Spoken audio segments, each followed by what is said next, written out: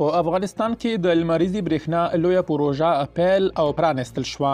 مولا برادر وایي لمریزه برېښنا پر ځان بسیاینې سربیره له اقلیمي بدلون سره مبارزه کې هم مرسته کوي. درنو لیدونکو ستړي مه شئ.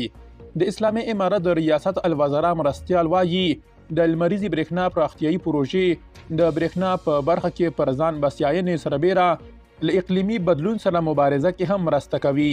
د مولا برادر دفتر په یوې خبرپاڼه کې لیکلي نوموړي د کابل په سروبي کې له نغلو بند سره نږدې د 22.15 میګاواټ لمریزې برېښنا پروژې د عملي چارو پرانسته کې نن دا خبرې وکړې. افغانستان د اقلیمي بدلون له امله د نړۍ تر ټولو اووم زیانمنونکی هیواد دی، خو د اقلیم په ککړتیا کې یې ونډه 0.08% ده. مولا برادر په خپلو خبرو کې پر نړیوالو هم غږ وکړ چې د اقلیمي بدلون مبارزې په برخه کې له افغانستان سره مرسته وکړي.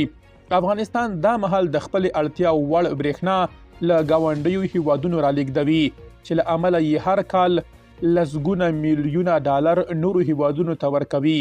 د مولا برادر په خبره د برېښنا د تولید دا ډول پروژې په تدریجي توګه پر وارداتي برېښنا زموږ اتکا لګولی او په کور دننه لشته سرچینو خپله اړتیا پوره کولی شي. مولا برادر وایي د لمریزې برېښنا له تولید سره به په هیواد کې د پانګونې اندازه، تولیدي وړتیا او د استخدام کچه لوړه کړي او همداراز به له هیواده د پیسو د وتلو مخه ونیسي. اسلامي امارت وایي په سروبي کې دا د 22.15 میګاواټه لمریزې برېښنا د تولید پر پروژه د 78 ترکی او زورلستان داخلي شرکت له لوري شاوخوا 18 میلیونه ډالر پانګونه کیږي. د دوی په خبره د دې پروژې چارې به د یو کال په بهیر کې بشپړې او تر یوې اندازې به د کابل ښاریانو او د ځینو کارخونو برېښنایي اړتیا پوره کړي.